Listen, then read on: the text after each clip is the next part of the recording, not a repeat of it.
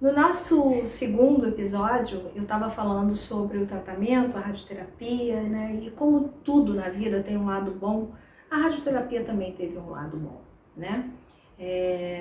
Eu li uma vez uma frase que dizia que quando você foca na dor, você sofre. Quando você foca na lição, você evolui. E eu procurei fazer isso durante aquelas 25 sessões, aqueles 25 dias em que eu ia toda noite, às 10 para as 10 da noite, fazer a minha radioterapia. Para vocês terem uma ideia dessa situação, quando eu comecei a fazer a radioterapia, o horário era de 6 da manhã até a meia-noite. Quando eu terminei a minha radioterapia, a clínica funcionava 24 horas em função da demanda. Então, assim, é um negócio, é uma situação que as pessoas estão dormindo e não imaginam que em algum momento, em alguma clínica, alguém está fazendo o seu tratamento de câncer, está fazendo a sua radioterapia. Como eu dizia, tudo tem um lado positivo. E nesse momento ali, eu conheci uma amiga que estava na mesma situação que eu, com o mesmo diagnóstico que eu, e foi muito engraçado, porque ela era muito séria e ela chegava, ela começou depois de mim, uns dias depois de mim, e ela chegava, sentava e ficava com o olhar fixo na parede. E eu lá sentando, né, os meus 12 minutos eram antes dos 12 minutos dela, e ela não falava nem oi, nada. Eu falei, não vai rolar, né? Não vai rolar. Aí, no dia seguinte, ela chegou, minutos depois de mim, sentou, aí eu falei, oi, tudo bem? Aí ela olhou pra mim e falou, oi. Eu falei, meu nome é Adelaide, você quer brincar comigo? Aí ela se acabou de rir, a gente começou a rir e aí nós começamos a conversar. Ela deu uma brecha e aí conversar. A gente estava ali vivendo a mesma situação e ela foi fundamental para mim. Porque a troca de informação que a gente fazia, a troca de experiência daquele momento que a gente estava fazendo foi fundamental, porque eu descobri que nada do que eu estava acontecendo era uma complicação, era um agravante, era uma coisa que estava dando errado, porque ela sentia as mesmas coisas que eu. E isso foi uma coisa que me ajudou muito e a gente continua amiga até hoje. A gente diz que a gente é amiga do peito e todas as pessoas que eu conheço que tiveram câncer de mama, a gente se chama assim, nós somos amigas do peito. E essa amizade, ela foi fundamental para mim. Essa comunicação foi fundamental. A gente passou junto, eu passava na casa dela, era caminho, eu passava na casa dela, eu pegava ela, a gente ia para a clínica, fazia a rádio, voltava, depois nós passamos a sair para jantar, depois ela começou a frequentar a minha casa. E hoje em dia a gente passa Natal junto, Ano Novo junto. Eu fui à festa de casamento da filha dela, minha filha veio aqui, ela vem também para ver as crianças. Então assim, ela virou realmente uma grande amiga, uma irmã realmente desse processo, que foi uma das coisas boas que aconteceram nesse processo. Quando eu terminei a minha radioterapia, as minhas 25 sessões de radioterapia, eu já estava fazendo o tratamento de hormonioterapia, ou seja, você toma um remédio durante 5 anos, porque o tumor que eu tive, ele era um tumor que ele era alimentado por hormônio, né, o hormônio feminino. Então, qual é o tratamento para isso? Você toma durante um período de 5 anos, agora parece que mudou o protocolo e agora virou 10 anos, mas no meu caso foi durante 5 anos que eu tive que tomar esse medicamento. Repito, que ninguém é igual a ninguém, cada um reage de uma maneira. E eu reagi pessimamente ao medicamento. Eu não leio bula, porque eu acho que eu vou me condicionar a sentir mal, e eu não li a bula daquele medicamento. Eu sabia que eu tinha que tomar, então vamos tomar. 5 anos? Vamos para os 5 anos, tá tudo certo. E eu comecei a me sentir muito mal. Eu já tinha passado pela menopausa, aos 52 anos, sem nenhum sintoma, sem absolutamente sentir nada, simplesmente deixei de menstruar. E aquele remédio começou a me provocar uma menopausa fake.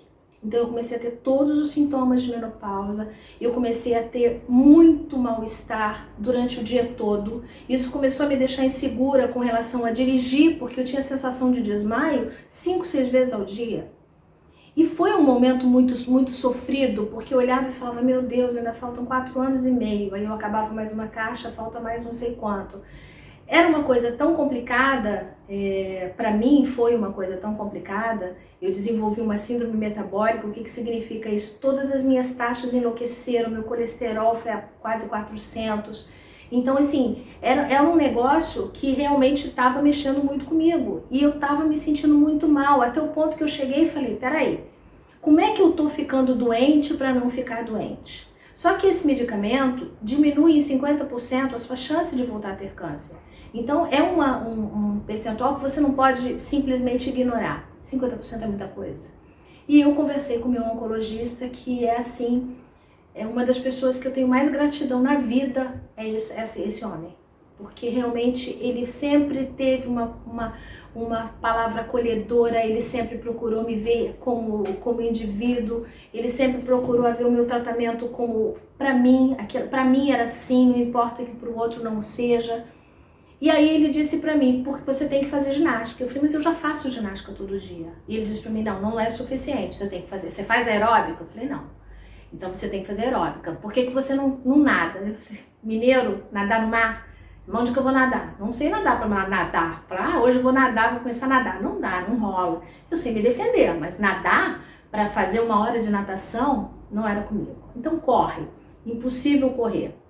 Eu dancei a vida inteira, meu joelho e meu pé são lascados. Não rola nada de impacto porque acaba. E bicicleta? Eu falei, bicicleta boa. Estavam acabando de fazer a ciclovia aqui ligando a Zona Sul, né, onde eu moro, aqui no Rio. E eu falei, eu vou começar a andar de bicicleta.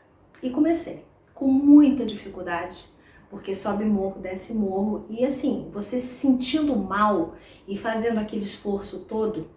E a bicicleta, ela foi mais ou menos assim um divisor de águas. Se não adiantar com a bicicleta, a gente pensa na possibilidade de parar com 2 anos e meio. Olha, não podia ter sido coisa melhor na minha vida. Eu tenho uma bicicleta aqui, ó, que eu brinco que é a Nossa Senhora da Bicicletinha, que foi ela que me deu equilíbrio para eu chegar ao final do tratamento. Quando eu voltei na minha consulta de 2 anos e meio, eu já estava andando de bicicleta há 6 meses e eu já era outra pessoa. Eu consegui reduzir a quase 0 os sintomas que eu sentia do medicamento. E eu cheguei para ele e falei, eu vou continuar o remédio até o final. Eu vou tomar 5 anos de remédio. E assim foi. Né, andando de bicicleta, caiu a ciclovia, eu continuei andando pela rua tomando o maior cuidado, insegura no início, mas depois acreditando que aquilo era um remédio para mim, que aquilo ali não era uma diversão só. Lógico que eu curtia e vendo o mar, é óbvio que eu curtia essa vista que eu tinha diferente com a bicicleta, mas aquilo para mim era um medicamento. Eu encarei andar de bicicleta como um medicamento e consegui chegar ao final do meu tratamento. Quando eu cheguei ao final, eu tinha, entre outras, eu tinha uma promessa para cumprir. Eu tinha que doar o meu cabelo. Aí eu comecei a procurar onde é que fabricavam perucas para as pessoas que estavam em tratamento de câncer, né?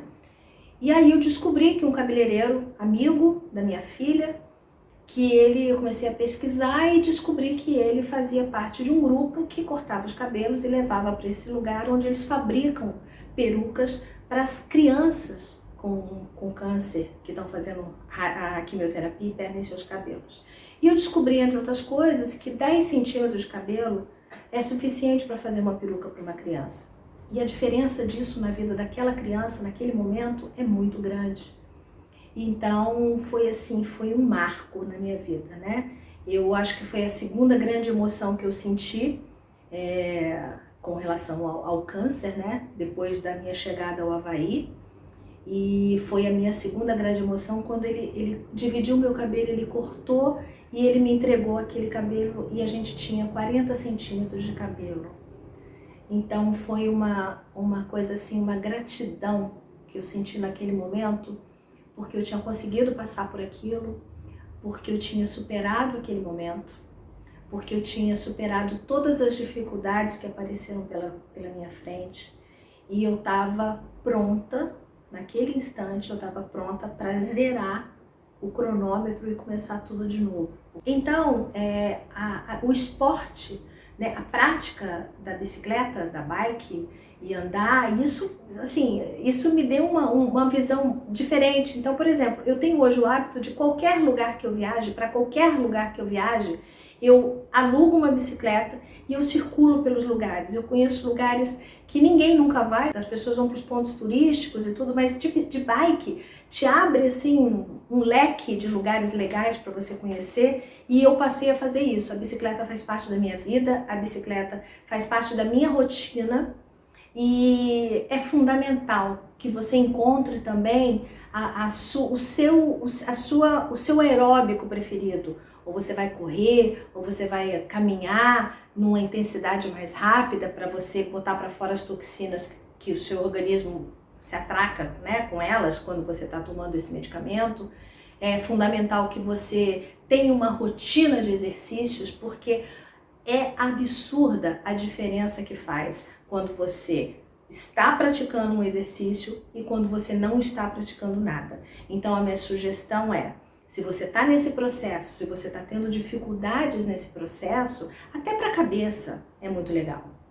Mesmo que você não tenha os sintomas todos que eu desenvolvi, porque eu converso com as pessoas, a maioria das pessoas está conseguindo, graças ao bom Deus, está conseguindo levar o seu tratamento sem grandes intercorrências. Mas se por acaso você tiver, antes de começar a ter qualquer coisa, esse medicamento começar a te dar começar a ser demais para o teu organismo, procura uma atividade física aeróbica bacana que vai te motivar e vai te ajudar a se livrar desse medicamento e conseguir levar o seu tratamento até o final. A gente se vê no próximo vídeo.